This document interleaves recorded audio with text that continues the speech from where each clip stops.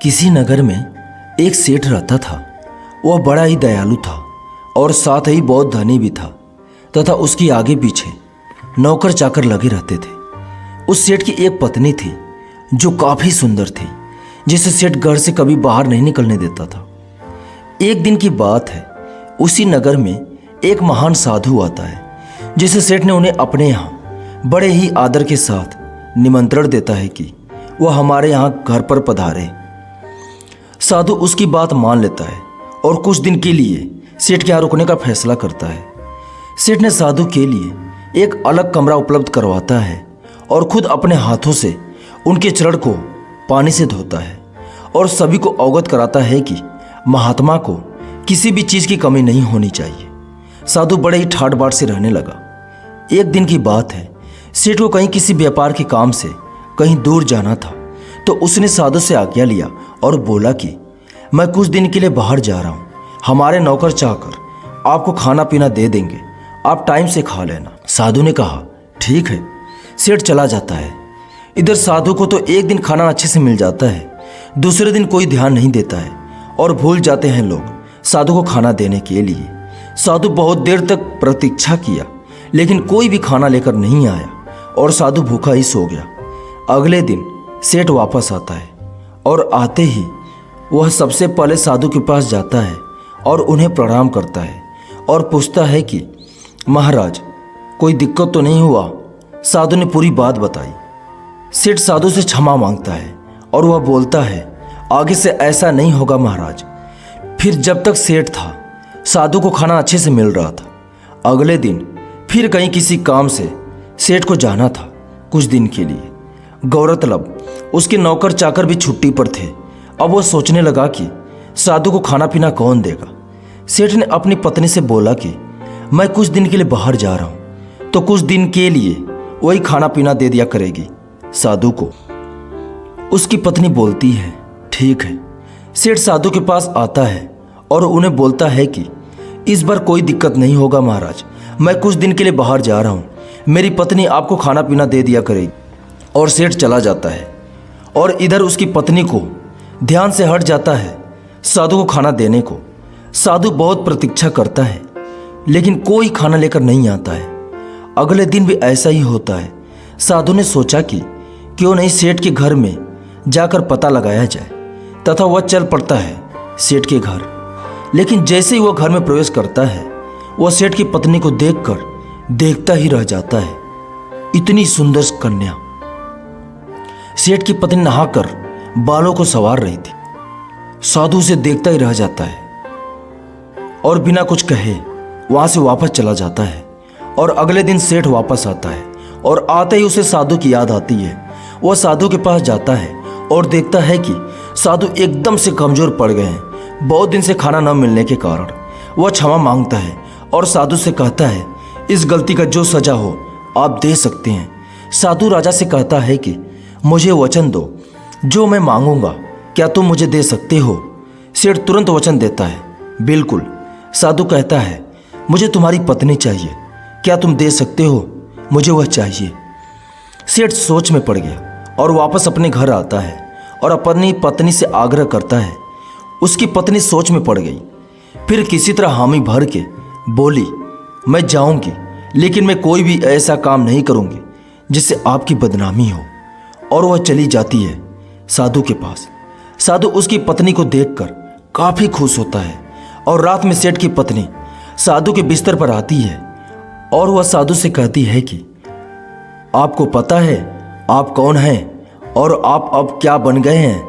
आप एक महान साधु थे जिसका सब आदर सम्मान करते हैं, पूछते हैं, जिसके पास लोग दूर दूर से ज्ञान प्राप्त करने आते थे, जो लोगों को सत्य की राह दिखाया करते थे, जो लोगों की समस्याओं का समाधान करते थे, जिनको सभी लोग एक गुरु मानते थे।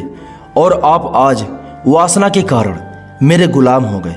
सेठ की पत्नी की यह बात सुनकर साधु को एक बड़ा झटका लगा और उसे महसूस हुआ कि वह तो एक साधु है और वो ये सब क्या कर रहा है।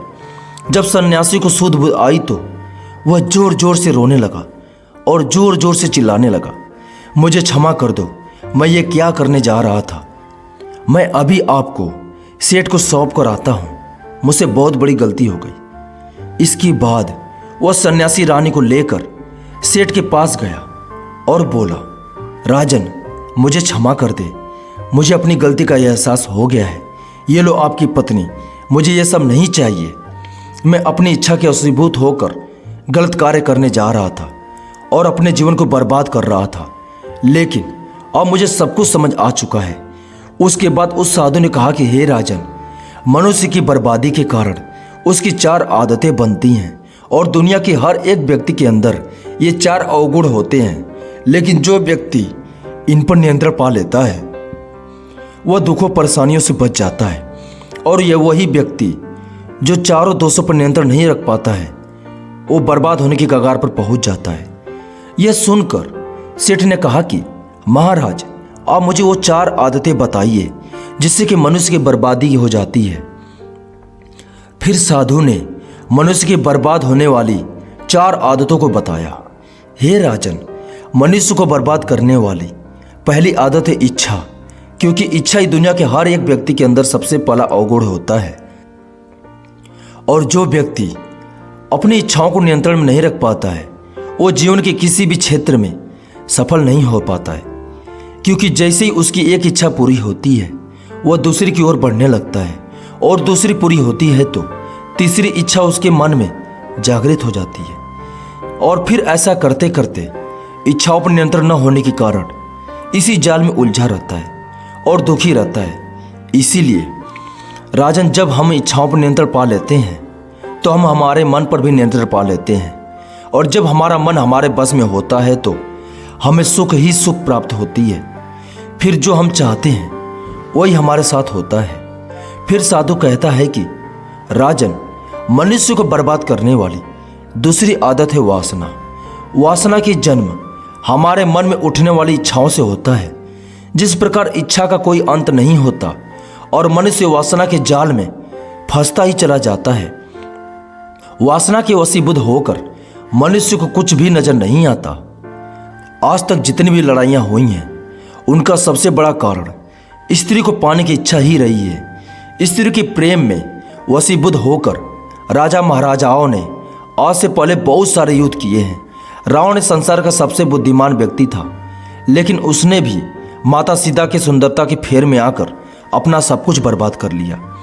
उसकी मृत्यु का कारण एक स्त्री बनी थी।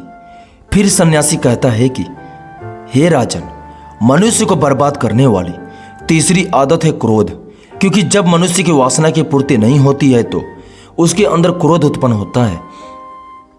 जब व्यक्ति को क्रोध आता है तो उसे क्रोध पर उसका नियंत्रण नहीं होता है। फिर क्रोध में आकर कई गलत निर्णय ले लेता है। वह दूसरों को भला बुरा कह देता है, गालियां निकाल देता है, और जब उनका क्रोध शांत होता है तो उन्हें अपनी गलती का एहसास होता है, लेकिन तब तक तो सब कुछ बर्बाद हो चुका होता है। क्रोध के कारण मनुष्य के कहीं बने बनाए काम भी बिगड़ जाते हैं। जब मनुष्य के भीतर क्रोध उत्पन्न होता है तो अंदर से बहुत कमजोर हो जाता है, और एक कमजोर मनुष्य कुछ भी नहीं कर सकता है। उसे कभी भी सफलता हासिल नहीं हो सकती।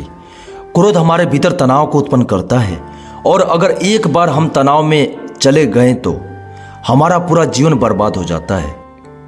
फिर साधु कहता है कि राजन, मनुष्य को बर्बाद करने वाली चौथी आदत है लालच। हे राजन, लालच का फल सदैव बुरा होता है। लालच में पड़कर हम बहुत से लोगों का बुरा कर देते हैं। हर मनुष्य के जीवन में कभी न कभी ऐसे अवसर आते हैं जब वह लालच कर बैठता है, और अधिक पाने की लालसा में वह कुछ ऐसा कर बैठता है जिससे जो भी उसके पास था वह उसे भी गंवा देता है। क्योंकि जैसे ही व्यक्ति की एक इच्छा पूरी होती है उसका लालच बढ़ जाता है। जो व्यक्ति लालच करता है वह कामयाबी से कोसों दूर रहता है, क्योंकि एक ना एक दिन लालच का दुष्परिणाम सामने आता ही है। साधु अंत में कहता है, राजन, मनुष्य चारों आदतों को छोड़ देता है तो उसके जीवन में सफल होने को साधु अंत में कहता है, हे राजन, मनुष्य चारों आदतों को छोड़ देता है तो उसे जीवन में सफल होने से कोई नहीं रोक सकता है, और इन 4 आदतों को नहीं छोड़ता है तो उसे जीवन में बर्बाद होने से कोई नहीं रोक सकता। मैं एक साधु होकर इसकी फेर में पड़ गया था, तो सामान्य मनुष्य तो इससे बच नहीं सकता। इसलिए हे राजन, मनुष्य को इन आदतों से हमेशा बचना चाहिए।